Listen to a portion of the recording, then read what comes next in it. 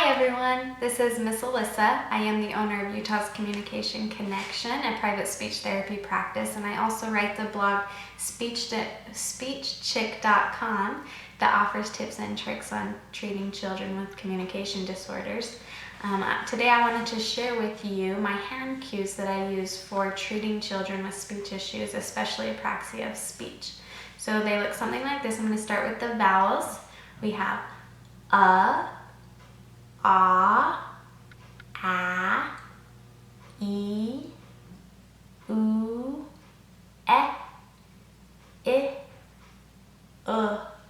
Those are all the vowels, and then we move to the diphthongs, which are just two vowels put together. And we have a,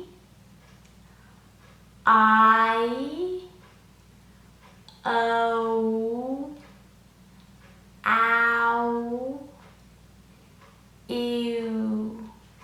Next we move on to the nasals, and we have n,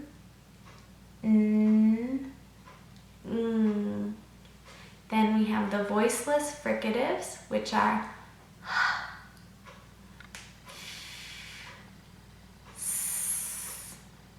sh,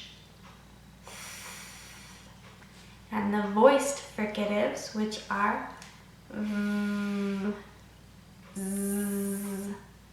zh, th. The liquids, l, ch. The affricates, excuse me, I moved on too quickly. The affricates, ch and j. The stops, p and b, t and d, k and g. And those are all of my hand cues. You can easily use those to blend sounds together to make words such as mom or k, ow, or me. Things like that help kids transition from one sound to the next.